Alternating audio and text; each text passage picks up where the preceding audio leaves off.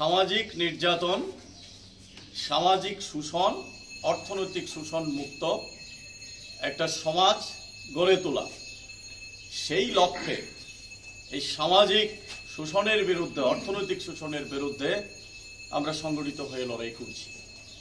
আমাদের রাজ্যে বামফ্রন্ট সরকার থাকার সময়ে পিছিয়ে পড়া অংশের মানুষ, কি তফসিলি জাতি, কি তফসিলি উপজাতি, সংখ্যালঘু, তাদের জন্য, বিশেষ করে তফসিলিদের মধ্যে যারা পিছিয়ে, অগ্রাধিকার দিয়ে চর্মশিল্পীদের, তাদের শিক্ষা, তাদের অর্থনৈতিক উন্নয়ন, পেশাগত উন্নয়ন, তার জন্য বিশেষ প্রকল্প গ্রহণ করা হয়েছে। তেমনি শিক্ষার শেষে যাতে চাকরি নিশ্চিত করা যায়, সংরক্ষণ, তাকে সঠিকভাবে পালন করার মধ্যে দিয়ে এই অংশের মানুষের অগ্রগতি ঘটানোর পরিকল্পনা নিয়েছে।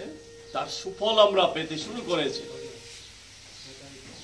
এখন সারা দেশে এবং রাজ্যে যা চলছে, 2014 সালের পর থেকে বিজেপির সরকার, বিশেষ করে নরেন্দ্র মোদীর নেতৃত্বে সরকার আসার পর আবার গোটা দেশে সামাজিক নির্যাতন চরম বৃদ্ধি পেয়েছে।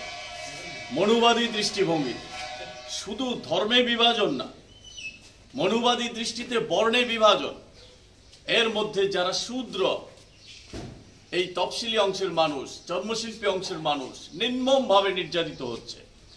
তাদের মেয়েরা, তাদের ঘরের মেয়েরা, তাদের পেশাগত উন্নয়ন নেই। বাজেটে দিনের পর দিন অর্থ কমিয়ে দিচ্ছে, সেন্ট্রাল বাজেটে সাপ্লেন তুলে দিচ্ছে, সেটাকে কার্যকরী করছে না।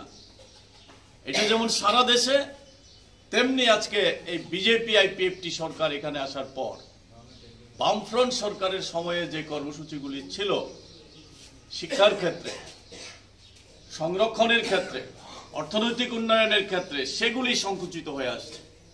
গোটা ভারতবর্ষে যেমন সংরক্ষণ তুলে দেওয়ার জন্য ইউনিভার্সিটিতে নিয়োগের সময়ে সংরক্ষণ তুলে দেওয়ার পরিকল্পনা নিয়ে অগ্রসর হচ্ছে। শোনো শোনো ভোজন রসিক, শোনো মন দিয়া, ঝাঁঝের স্বাদে রান্না করো লং তরাই দিয়া। ইলিশ সর্ষে পোস্ত বাটা যেমন ইচ্ছে নাও, মালাই চিংড়ি মাংস কষা চেটে পুটে খাও, আহা চেটে পুটে খাও, আহা চেটে পুটে খাও। লং তরাই কাচ্চি ঘানির সর্ষে তেলে টেস্ট, যে খাবে সেই বলবে লং তরাই বেশ। লং তরাই সর্ষের তেল, ঝাঁঝে স্বাদে তোমাকে চাই। আহা লং তরাই বেশ, আহা লং তরাই।